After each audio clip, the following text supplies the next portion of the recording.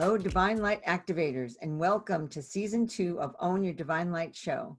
I am Janet Miller, and today I am welcoming back Margery Piccini.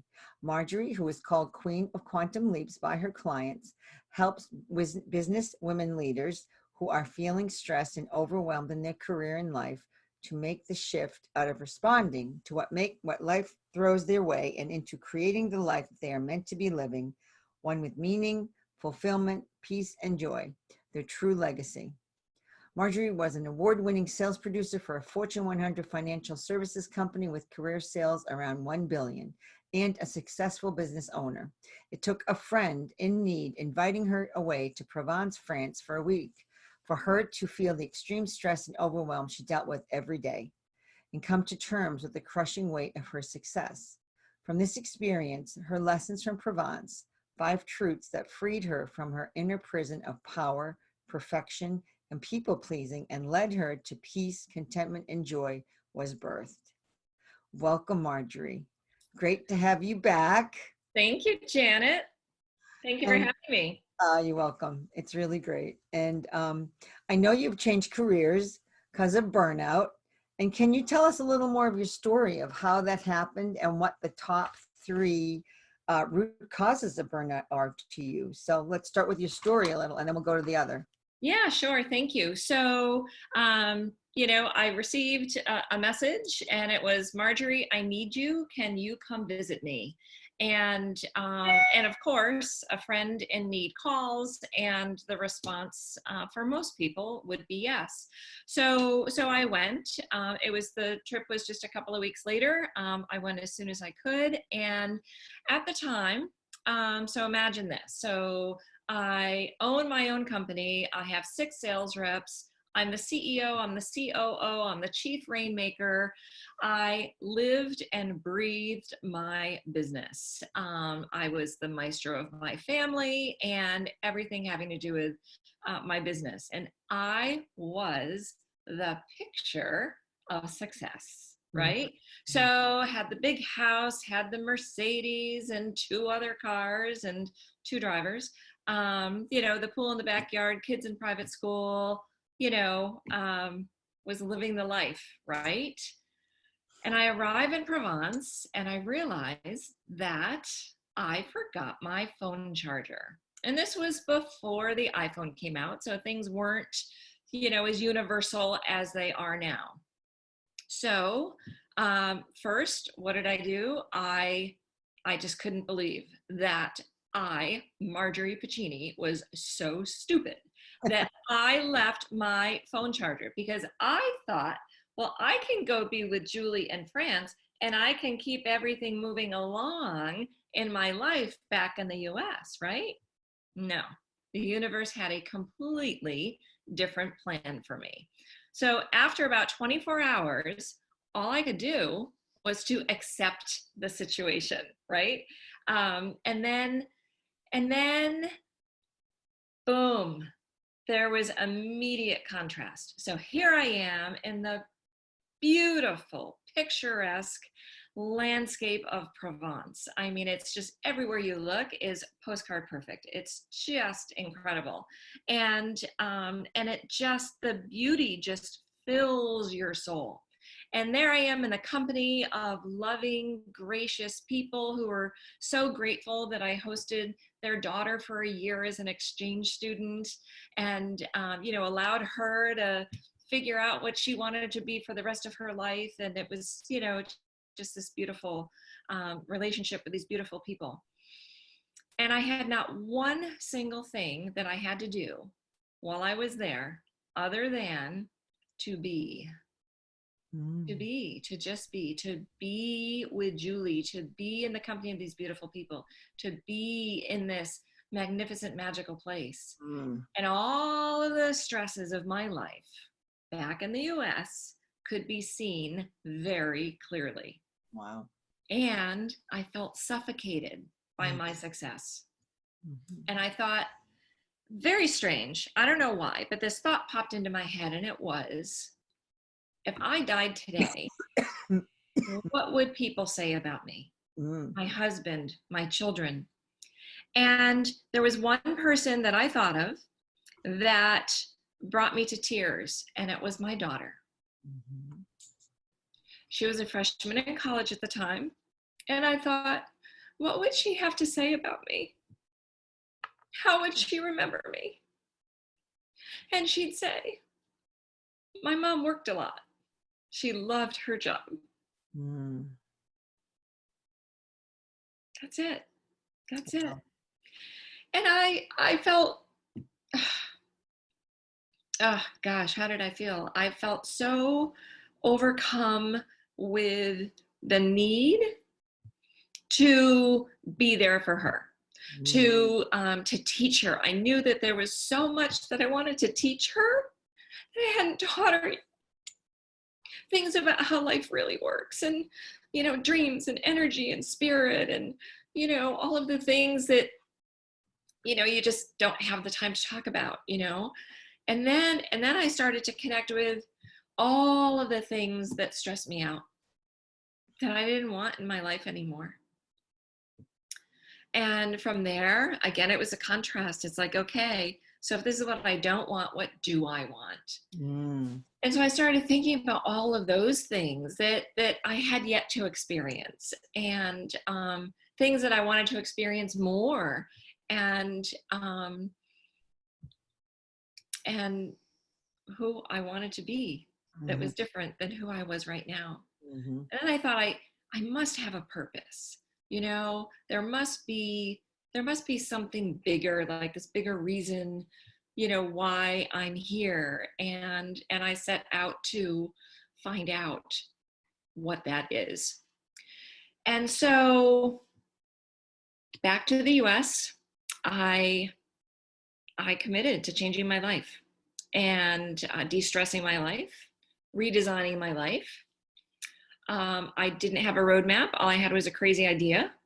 And I was the chief rainmaker, not only in my business, but I was a chief rainmaker in my house. I was fortunate to be so successful that I was able to retire my husband when he was 42, and he came to work with me in my business. So all of our eggs were in one basket. No roadmap, just a crazy idea. I had no idea how I was going to figure it out. And then you could call it that I hit career rock bottom. I just didn't want it anymore. I knew it was time to graduate, but I didn't know what I was going to graduate onto. And then I got back to the US, and things were changing very quickly. This was 2007, the end of 2007. So it was the year before the financial crisis. And I owned a boutique mortgage planning firm, and my money sources were closing up, one right after the other, right after the other. And I thought, oh my goodness, something is happening. And I looked up and I said, what the heck is going on? And I heard these words: remember that vision that you got when you're in Provence, start walking towards it. So the very last day that I was in Provence, this vision of my new life popped in my head. It scared me to death. It was so big, and it was so not me. It was so different than who I was right then, that I couldn't even imagine that was even possible for me, because it was very scary. And so I heard those words, start walking towards it, and that's what I have been doing ever since. So it hasn't been a perfect journey by any means. What ended up happening was that the market was just going down a lot faster than we could run. So we ended up getting think of like a snowball that starts at the top of the mountain and then it gets bigger and bigger and bigger and bigger. Well, we could not outrun this snowball, and we were crushed by it. So we literally ended up losing everything that I had worked so hard to build. But I knew that it was time to graduate. I just didn't know what to graduate onto. So how did I get into this work that I'm doing now? Well, people started asking me, hey, can you help me with this? Can you help me to do this? Can you help me to be this? And, you've been so successful. I want to be successful too. And so I started doing that. But there was really a bigger why for me, that kept coming back to me. And it was that, not only was I burned out, but my burnout was actually a learned pattern. My mom was burned out. My mom was burned out for most of her adult life. She was a business owner. She tried and tried many ways to make things work for her. And it didn't work. She ended up failing in her business. And then she decided that she needed to, and she kept trying these other things too, but nothing was enough to provide like a regular level of income that she needed to support herself. She was single at the time. And so she decided that she needed a job because she was getting older and she needed benefits. And the only place that she could get a job was Walmart.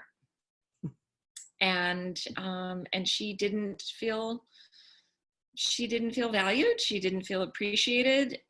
She felt that she was so much better than, working at Walmart, and it was unfulfilling to her on every level. And she complained about it every single time we talked on the phone. And yet she felt that it was her fate, that she couldn't do anything about it, that she couldn't work anywhere else, that she had no other options. And she walked into work one day and she punched her time clock and she went to put it into the slot and she dropped to the floor and she had a heart attack and she died right there on the floor at Walmart.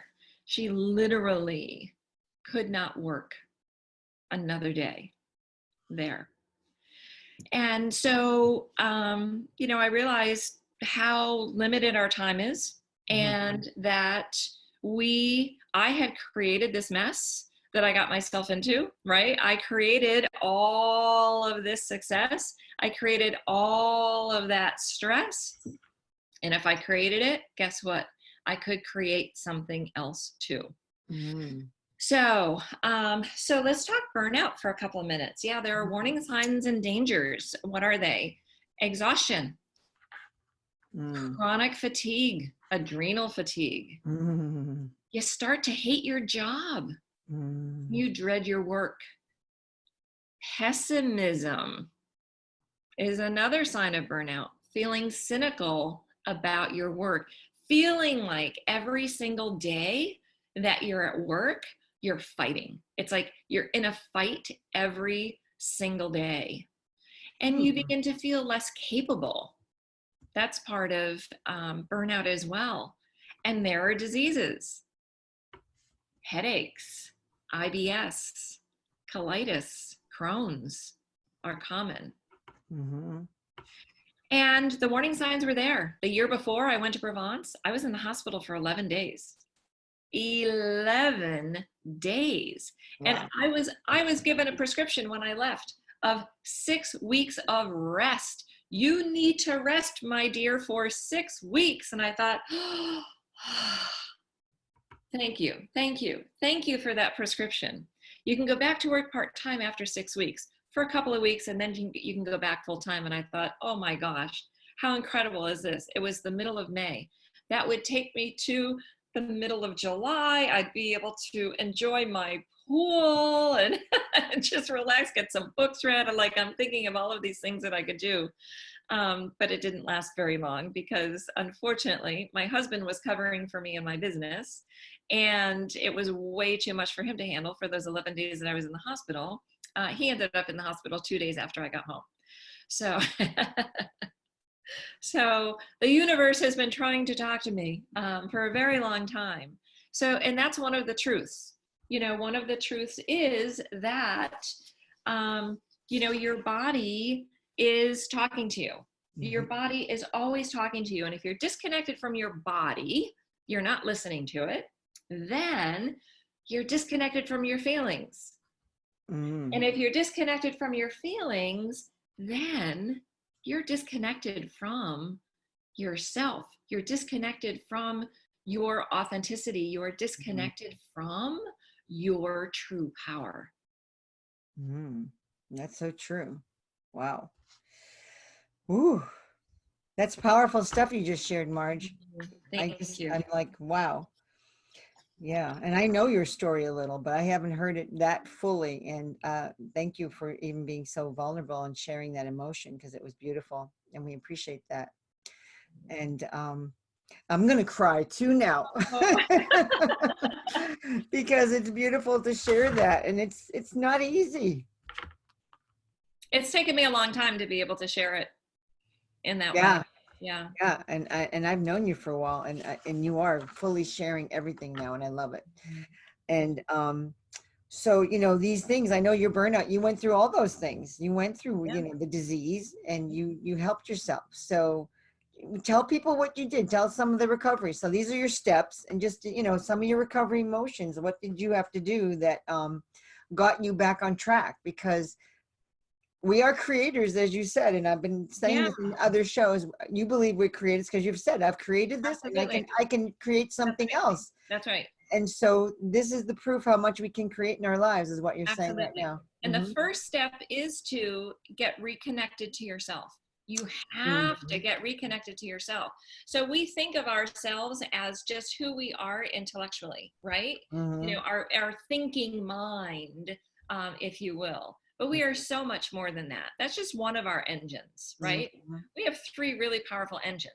So the first engine is our intellectual engine. And this, in our work lives, this is where most of us spend most of our time. So this part starts thinking that it's supreme, right? And it overrides the other 2 engines, and, you know, allows them to just idle and not really get up to full power. And so the second engine is our emotional engine. It's your heart. It is, you know, it is your feeling center. Everything that we create is created through that feeling, you know, thoughts, you know, feelings, and, you know, our deepest thoughts, our deepest cravings, our deepest desires all come from our soul. And that is the third engine, which is our spiritual engine. So, you know, when I think of it in terms of the body, it's, you know, the head, the heart, and the solar plexus. You know, the solar plexus is known as the seat of the soul, and it's your core. It's where your core sense of power is, and it's where your authenticity is, and it's where when that engine is open, if you will, that center is open, we are our most powerful and our most influential and our most authentic and our most attractive and attracting. So it's all 3 centers, all 3 engines are so important, but we end up, you know, in this world, society, you know, that we live in, this is where we're forced to live a good part of the time. Well, that's what we're taught. That's what we're taught in the social cultural environment that we've been brought up in. And now, you know, you're talking about the alignment of everything and with the universe. When you get aligned with this soul, you know, your heart, your head, your heart, and your soul, now you're creating the alignment. So now the flow in your life starts to change, and now you're attracting what you truly want. Is that what you're saying? Yeah. Yes. But it's interesting because it's a process. Like, it doesn't happen like that. No, not at all. Yeah, you know, you have to break a whole bunch of old bad patterns. Well, there are patterns that we learned, and there are patterns we have to unlearn. Right, exactly. Yeah. So it does take time. It doesn't happen overnight. Oh no, as we've all been doing it. Yeah. So so another truth is that you are the maestro of the orchestra that is your life. The maestro, right? and I would say the creator. So that's absolutely. Absolutely. Yeah. And so you get to decide, you know, what you want to experience more of, what you want to experience less of, and what you want to blend together, what you want to be harmonious, what you want to be contrasting. You get to decide all of that. Mm-hmm. So true. So true. And once you own that and own the power of that, my gosh, I mean, I knew that somehow, some way, I had Crohn's disease for over 20 years. And I was tired of living with it. I was tired of being sick, and I was tired of being tired. And I looked into my future and with Crohn's disease, and I didn't like what I saw. And so I decided that I wanted to envision a different future for myself, and that was a future without the symptoms of Crohn's disease. I had no idea, number one, if it was possible. I had no idea if it was possible, how it could happen. But it didn't matter. All I needed to do was to believe in its possibility. And believing in its possibility drew it to me. The people that I needed to help me through that process showed up. They were there. It happened. I have been symptom-free of Crohn's disease for 9 years now. I know, it's wonderful. Pretty incredible. Oh, yeah. Congratulations. And I've reverse aged at the same time too, which is pretty cool. Haven't we all? Yeah. My body's not as stressed as it used to be, And that's true. I mean, when you do remove the stress, that changes your whole life. I mean, you see it on people's faces. I mean, when you go on vacations, I mean, people, if they've really had a good vacation, they're really truly rested, you can see a whole change in them. Oh yeah. The interesting thing is that when people go on vacation, they think, oh, wouldn't it be so wonderful to live here?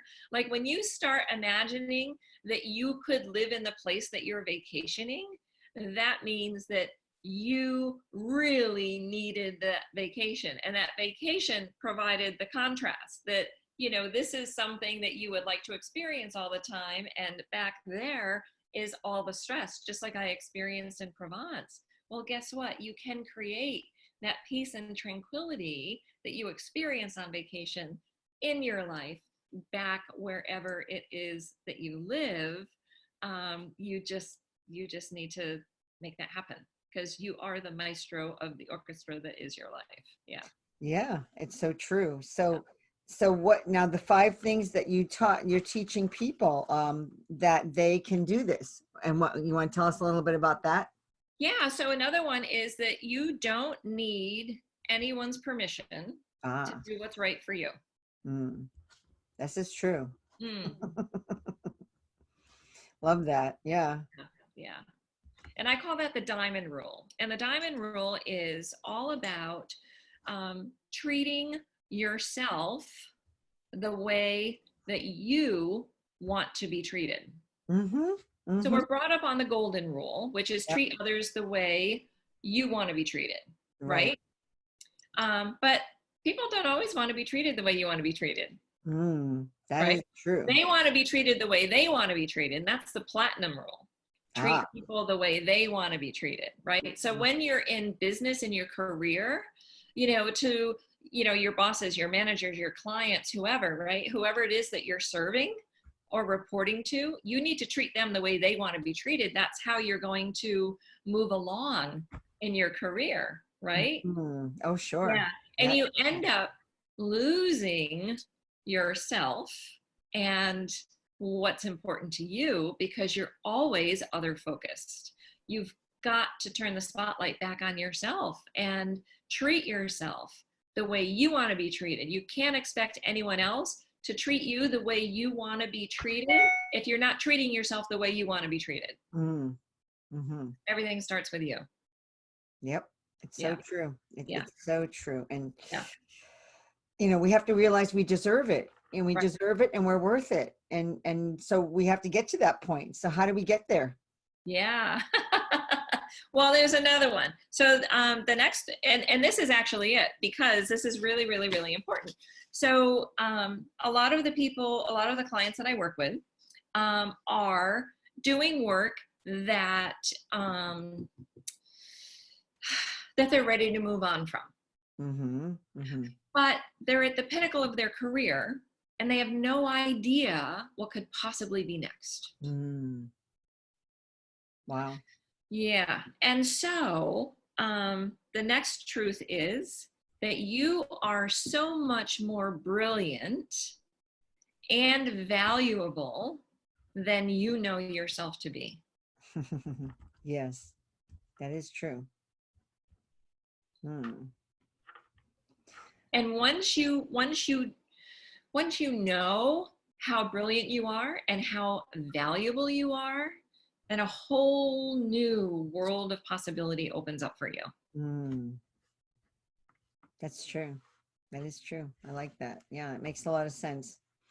I hope people listening are getting that because Yeah. it does. And we don't always see that in ourselves. So No, we sometimes don't. No, it's very hard to. It's very, it very is. hard to. But I have become really good at um, not allowing people to discount themselves. Mm, So, in other words, stopping people from discounting themselves. And mhm, how I do that is by showing them what is so brilliant about them mhm. and how valuable they truly are.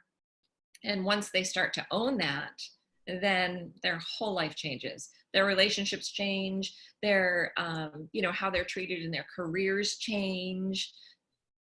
And the possibility that they see for themselves just becomes so much more expansive. Plus, even in your personal relationships, it changes because now Absolutely. you're showing people how you want to be treated. Yes. And you're also, when you do that, then people have to look again, and they may try to rope you back into the old way. So you've got to stick to that. Really, you got to be strong. You've got to Exactly. be really strong. So you need people to help you through that. That's You right. really do. That's Can't right. do it alone. Right. Right. Because you can't see these things for yourself. So Right. you need Right. people to see that, and you need them to be that support for you for when those challenges pop up, because they do. Oh, sure. Yeah. Absolutely. I mean, you can have good friends, but Hmm. good friends are, used to you being one way. It's Right. the mentor that's going to see you going in a new direction that can truly give you another path to go on or another way of looking at it. Yeah. Because your friend only sees the old way Exactly. necessarily. They're not going to see the new way unless that friend is moving on the same path as you are. Right. Yeah. Right. So Right. that's why it's a lot of times they say you should surround yourselves with people that are on the path you are, because that's how you move ahead Yeah. And ahead of you on the path. and Yeah. ahead of you on the path Yeah. as well. Yeah. Totally ahead of you. Yeah. Yeah. Yeah. Absolutely. And yes, that's Huh. interesting. And yeah, valuable. Yeah. Yeah. And so the next truth is that imperfection is Hmm. exquisite. Oh, I like that. Yeah, so it's our flaws. So this is what happens. So we're driving all over Provence, and we're seeing all of these different things, all of these different towns and villages, and it was just incredible. I got home and I looked at my photos and I started laughing because I can't tell you how many photos I had of fountains with moss growing in them. I'm like, what? Why did I take a picture of this? And the blue Provençal shutters Oh. that were peeling with the faded peeling paint on them. Like, why? Why did I take these pictures? And then I realized that it's it's that peeling paint, the moss growing in the fountains, that those are Mhm. imperfections, right? And again, it provided the contrast. If that were in my yard, those shutters would have been scraped and painted in an instant, Mhm. right? Yep. But yet they enhanced the ambiance of Provence. Hmm. And the moss in the fountain, like, why do they let the moss grow in the fountain? So I could marvel at it. That's why. Because I was marveling at it. I'm like, look at that moss. Like, I've never seen moss in the fountain before, because what do? We get the bucket of water, put some bleach in it, get the scrub brush, and clean it up. We don't see that in our own environment. We Hmm. don't allow it in our own environment. And it made me think about all the time, the effort, and the energy that I spent trying to make my life look perfect. Think about it.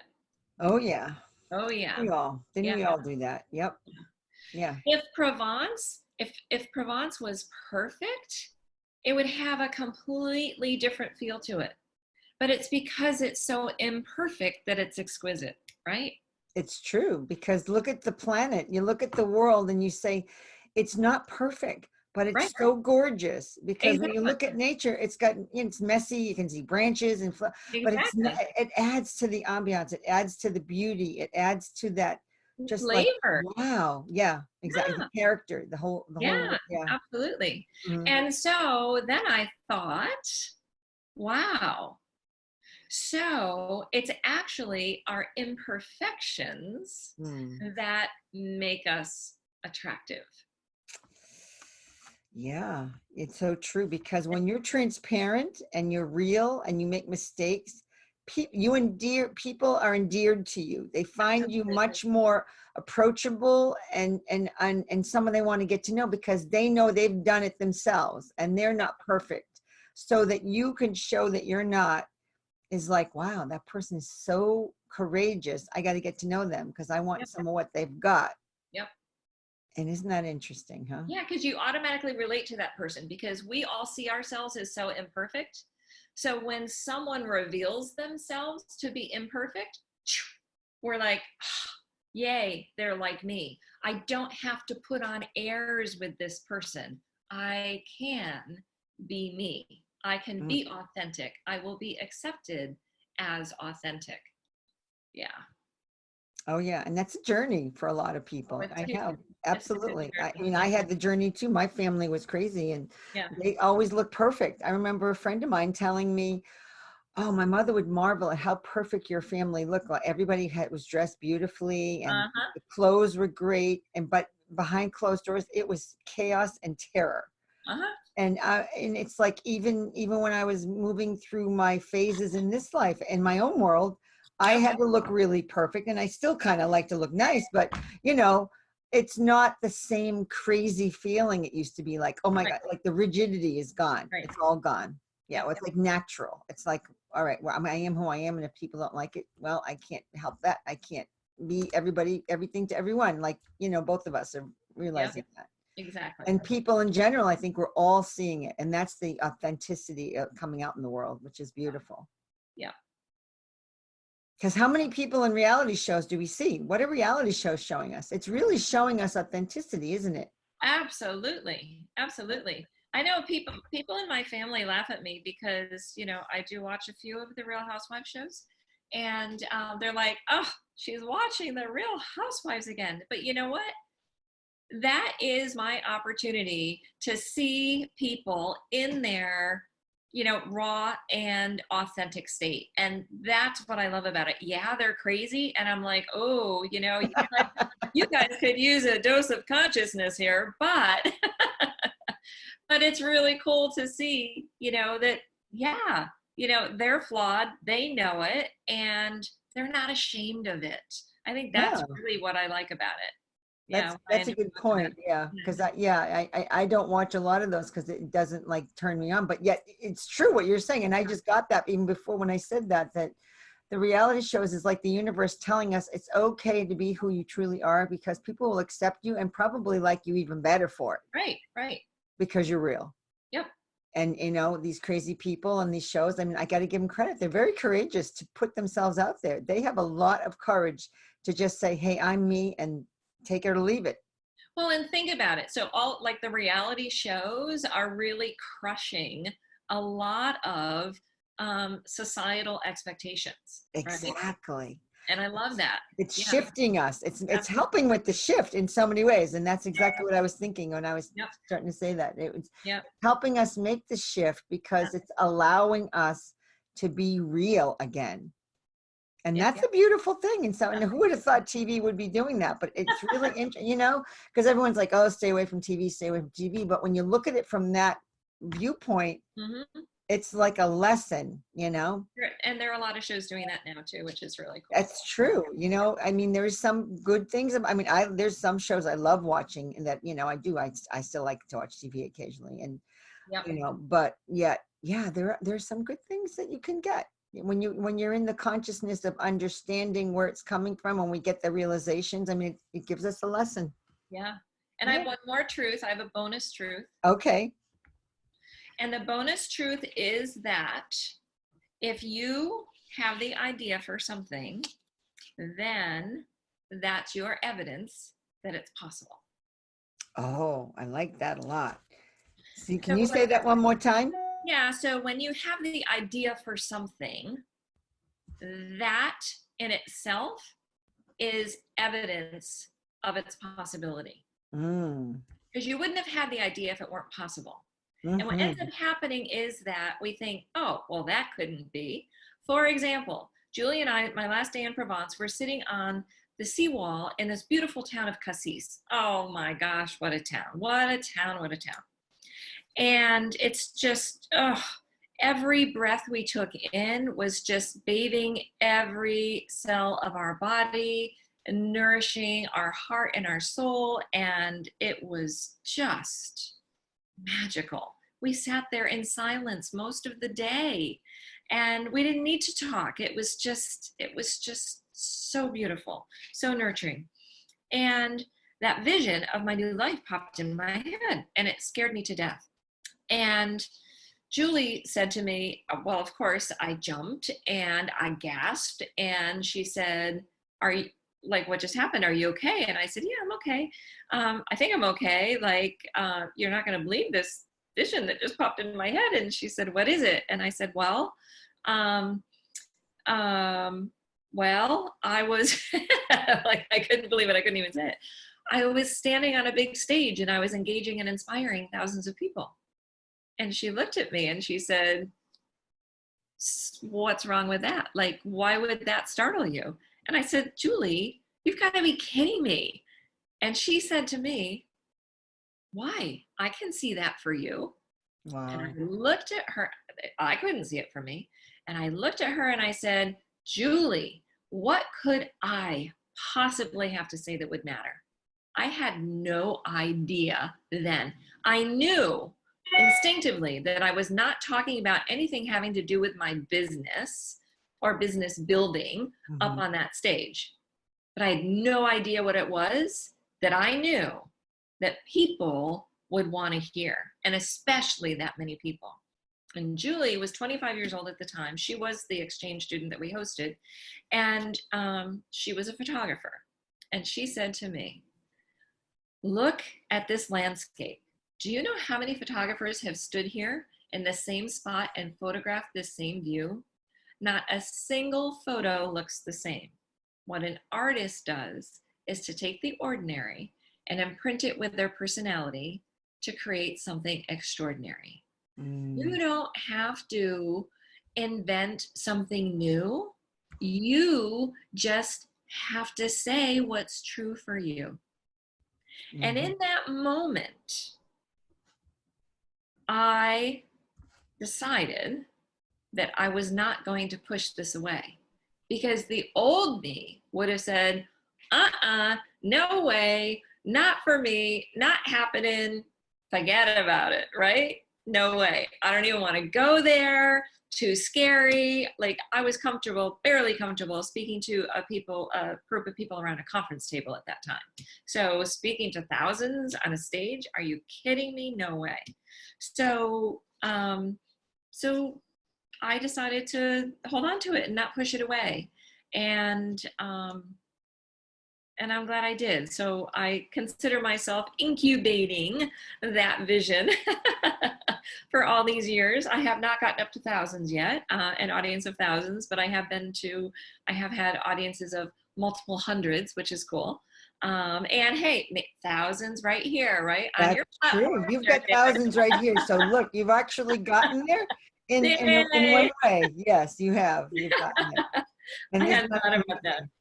Yeah, so that was the vision, that after I got back to the US and my money sources were closing up one right after the other. And I looked up and I said, what the heck is going on? And the message was, remember that vision that you had when you were in Provence? Start walking towards it. And I've been doing that ever since. Oh, it's a great story, and it's a story that people can understand because they've all got their own. We all have our own stories to say that. And like you said, we all see it through a different lens, a different way that we all can get something from it. Because what's better than someone telling their story? Absolutely. I mean, storytelling is like the way we've learned from ancient days, and it's still, a lot of cultures still tell through story. Yes. So when you're telling your story, and if people just, they get it because you're doing it with the emotion, you're doing with the authenticity. Yes. And this is another thing. So don't be afraid to tell your story, that's going to help somebody move forward. It's not a, Exactly. it Yeah, doesn't. and there's an art to telling that story too, Yes. because some people stay so immersed in the pain of that Right, story. right, exactly. But the more immersed you are in the pain of that story, the more immersed you're going to be in the pain of that story. So, the slower you're going to move through that pain and onto, or the slower that you're going to move your audience onto, the possibility beyond that pain. So it's really important. And this is, so this is the one thing that that I hope that that people learn and that they adopt. So for example, there are a lot of people that complain. I mean, just look at what happened after the 2016 presidential election, right? Oh my gosh, like people were complaining like crazy about the results because it was quite shocking and a lot of people were not very happy. But what were they doing? Every single opportunity they could find to complain about the election, the electoral college, and how this is done and how that's done and how that's done, and what the president's doing, and all of these bad things that are happening. Well, guess what? You're focusing all of that energy on those negative things. What you need to do instead is to focus on the solution. So the more immersed, whatever you focus on is going to expand. So if you're like me in Provence, I was burned out. I could have wallowed in all of those things in my life that I didn't want anymore. I could have stayed in that space and said, oh, this really stinks. Like, what am I going to do about it? Or how am I going to get out of this? Or just, whatever, doesn't this stink? And, whatever. But instead I shifted right to, okay, you know what? I don't want this anymore. And if I have more space in my life, what do I want to fill it with instead of that? Right? So then I started focusing on these things, right? Getting rid of Crohn's disease. Oh my gosh, I did it, right? But if I stayed immersed there, I wouldn't have accomplished a darn thing. Would not have accomplished anything. So you have to focus on what the solution is, what the vision is of what's beyond that other thing. Yeah, that's my saying that I was going to get to, but you've already taken it. The create or complain, which is all about, complain about it or move forward and create something new and better. That's great. That's right. And that's been sort of the slogan through different, questions and things I've been asking, which is so helpful. What you just said is so helpful because you did not wallow. And I've watched you step forward and keep going. You just keep moving forward every step. And, and that takes courage and it takes authenticity and it takes just saying, okay, you just created your intention. This is what I'm doing. I want to create a life that's better than the other one. We had all the material, but now I actually have passion and I have joy and I have things that are so different. Yes. And it's more tangible. It's more memorable. It's more meaningful. Yes.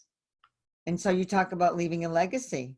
This is what you talk about when you leave a legacy. You are leaving this for your children. You've taught them, look at where we came from. We got out of it. We had to move forward and we did, and we're going, and you're teaching them so many valuable lessons with this. Absolutely. And Yeah. it's huge. And everybody who knows you and knows what you went through, and just telling people here, I mean, they don't, it's just amazing to see where you came from, because I know. Thank you. Yeah, it's beautiful, and it's wonderful. And that's part of being a creator, and part of letting go of just saying, I'm done with that and I'm going forward. Yep. And wallowing is getting us nowhere. That's right. So It's you're staying, you have the brakes on. If you're wallowing, you exactly. have the brakes on. Yeah. Yeah. Okay. So this is the support you offer people, and is there one specific thing that you think that you offer that really has made a big difference? What could you put a name on it? Oh yeah. So the biggest thing is helping people to shift out of a life of reaction, and responding to everything that's being thrown at them, to being the maestro of the orchestra that is their life. So, controlling, what is going on in their life, and what is prevalent, being able to respond to things without, without going into a tizzy about everything that happens that's not going your way, and looking at things from a completely different perspective. So really the work that I do with people, in the end, like the overarching transformation is helping to reveal people's change leadership. So the people that I help are all leaders that are ready to step into that role of change leader. They're just not, they know that they want to go there, or somewhere like that.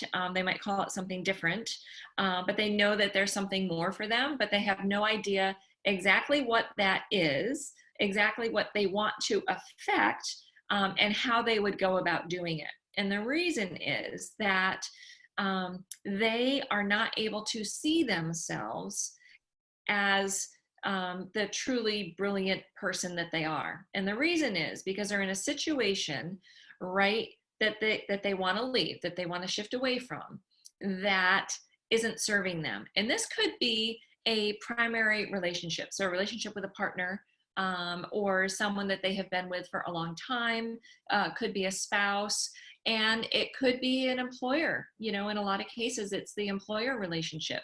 So, there's just something that is, keeping them, tethered, if you will, and stuck. Yeah. And they don't know how to, it's just too complicated. There are too many pieces to it. They have no idea how to navigate. So the first thing that I do is to help them to see how brilliant they truly are, to reveal their change leadership to them, so that they can understand it, they can embrace it. And as soon as everyone, discovers it, they're like, oh, of course, of course, I can see it now. But you can't see it for yourself because it's you being you, and you don't know what is unique and special. Most people don't know what's unique and special about them. They need people to shine the light on that for them. Yeah. And then of course, there's the whole bunch of things that need to be let go of. And so I help people through that let go process that happens actually very quickly. And so then they're free to move on to the next phase, which is all about imagining the possibilities for your life now, and really stepping into that visionary energy, firing up that inner visionary, and, just dreaming about what the potential and the possibilities are. It's just, and creating them, and then becoming the creator. Yeah. And so the third phase is actually all about implementing that. So, so we talk about, what is in phase two, it's, what is the legacy that you want to leave? What do you want to be remembered for?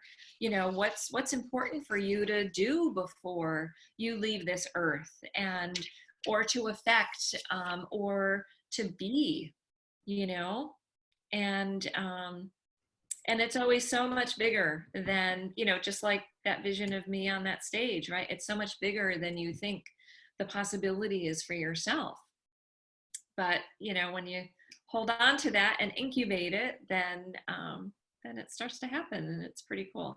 And it Mhm. happens in ways that you couldn't have even ever imagined, And which that's is the even truth. more beautiful. Yeah. Yeah, it always does, doesn't it? It Yeah. always goes Right. that way because you can't pick it out. The universe will bring it to you when it sees you're ready. And Uh-huh. each step you get ready for it, and the universe gives it to you, and you take it, just brings you more. You're just getting more. Yeah. The funny thing is, though, that everyone expects it to arrive in a beautiful Tiffany box. No, it doesn't come like that. And never looks like that. It's usually quite indistinguishable as a true gift. Yeah, no, it isn't. Yeah, it could come through a lesson. It could come through a hardship. It could come like, well, you got yours through your losing your business. So yeah, it was, you know, this is what we learned through. We cannot teach anyone anything until we've been through Yeah. these things ourselves. But that was a lesson that I had to learn. That was Mhm. a lesson I had to learn because, the family that I grew up in, money, like lack of money was a common thing. We never have enough. No, we can't buy this because we don't have enough money. Can't do this because we can't. No, you can't go there because we don't have it. Like everything was, you don't have enough money, and so, or we don't have enough money, and so I decided that I was going to have enough money. And I worked relentlessly to make sure that I had enough money, so much so that I burned myself out, um, you know, creating that amount of money because I was motivated by that. I Right. wasn't motivated by, what What any really drives you. yeah, nothing. I was not motivated by anything internal. It was all external, fear based. Mm. And Yeah. look at what the shift, because this is what the Oh shift in yeah. consciousness is all about, looking at the inside out rather than the outside in anymore. Absolutely. Yeah. And this is the whole shift in consciousness. It's the whole change that we're going for. Yeah. We don't need to be the old keeping up with the Joneses stuff. Right. And I wouldn't want That to go old through it thinking again. is gone. Yeah, I'm sorry. I wouldn't want to go through it again, but I'm grateful for the experience. As painful as it Exactly. was, I'm Mhm. grateful for the experience. Yeah. Absolutely. It's such a, me too, with all the things I've been through. I am grateful for the experiences because I would not be here and able to talk to people Exactly. about that level of stuff because they'd look at me and go, well, you don't know because you've never been there. Yeah. But we have been there in many different ways. And, we all share it. We all share our experiences and we all learn from our growth and we learn and we help each other. Yep. So anyway, I would love for you to, is there a message that you have for our audience that you think they need to know for the rest of 2019 or something that you see they need to be aware of for 2020 coming up? Anything between those two?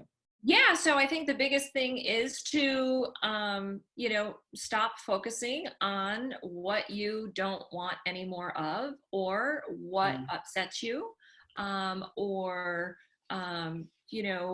the problems. Don't focus on the problems of the world. Focus on the solution that, Gandhi said, be the change that you want to see in the world. Mm. First be the change that you want to see in your world, and then be the change that you can be in whatever communities that you can affect that change in, and focus on what you're moving to, not focus on what you're for. That's the way I'll position it. Focus on what you're for, not what you're against. Gotcha. Yeah. Yeah, yeah, the positive. Go in the positive direction. Exactly. And put Because all of that energy there. Could you just imagine what would happen with the collective consciousness if we were all in that, that visionary creator space? Oh my gosh. we'll shift it. That's what we need. We need the Absolutely. mass consciousness. So all of you listening, Yep. when we all shift this together, it takes all of us to do this, to really create the fullness of this whole new world that we want. Yep. Yep. It really does. It Yeah. really does. So thank you. That's beautiful, Marge. I really love that. And I know you have a gift for the audience. And would you like to talk about it? Let them Yeah, know what I'd it be is. happy to. It is called Margery's Nighttime Ritual. Mm-hmm. And the reason it's called that is because this is the exact ritual that I did every single night to shift myself out of burnout and into my new life. It takes 15 minutes a night. That's it. And I recommend that you do it at night. And the reason is that a lot of my clients, a lot of the people that that I help, that I speak to in groups, they're feeling anxious. They're feeling depressed. They don't know, not like depressed, like clinically depressed, but you know, they, Rest. yeah, and so they need to um, they need to stop focusing on what they don't want, and I need to get them focused on what it is that they do want. So the nighttime ritual helps them to do it. There are two really important parts to it. One of them is a breathing exercise, and the breathing exercise is so important because that's what helps you to reconnect to your body. And when you reconnect to your body, you reconnect to your feelings. When you reconnect to your feelings, you reconnect to your power. And that's the most important thing. So I teach them that, and it's also very calming. So then they're able to do the journal exercise, which is the second part of it.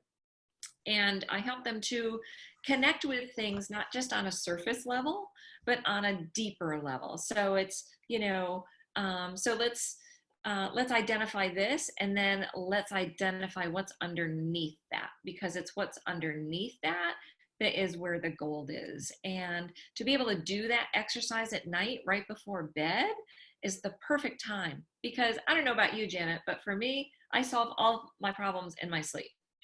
And so, I've got something going on, and I wake up in the morning, or I wake up in the middle of the night with, oh, there's the answer, right? So that's evidence that our subconscious continues to work even when we're sleeping, right? Mm-hmm. And so what better way to set yourself up for success than to calm your mind before you go to bed, right? And get yourself focused on the good things, the things that you're for, not the things that you're against, right? So that you can start to solve your problems and move forward in your life. And it only takes 15 minutes a day. So when you wake up after that, you must feel so much more refreshed, right? Absolutely. Absolutely. Yeah. It sounds wonderful. And I have to do it. I have to start doing it, because I don't always do that, because I am into habits that need to be a little corrected that way. So. Yeah. Well, it reconnects you to what makes you happy. It reconnects you to what you're grateful for, and it boosts your self-esteem at the same time. Yeah, that's Just a lot of, minutes a day. Yeah, that's it. that's huge to do that. So everyone, try that one, because you got to start somewhere. So there's a great place to start. Plus, when you're ready for bed, you're less defensive. You're kind of relaxed. The world starts dropping away, so take the time to do it in before you fall asleep, of course. Absolutely. And, But if you're stressed, it's the best time to do it, because it's okay. going to allow you to set aside that stress, stop thinking about that, right? And start thinking about these other things. So, moving you into the creator mode. Yep. Yeah. Yep. Okay, well, thank you, Margery. That's wonderful. I love it. So I'm going to thank our audience for listening. We always love that, you give us some feedback, tell us what wonderful things you gleaned from this interview, and, any comments we enjoy, and I always answer you. And Margery, if you want to talk to Margery, she has a link. It's always on the bottom of the email I send you to get onto the videos and listen to the interviews. So thank you all. You're so important, because this is what we're here to, help us all to work together as a community, a world community, and to change. And we do it as a united group. We do it as together. And my heart is always here for you all. And I know Margery's is too. And we love you all. So thank you for tuning in. And I am so happy. Thank you, Margery, for being here and for being the courageous change maker that you are, being willing to follow your heart, owning your divine light, and the courage you've taken to take the steps you have is such a example to people, and all the teachings that you help people with, that help them unlock their passions, ignite their authenticities, and finally create the lives they love. So I'm Janet Miller, and I will see you on the next episode.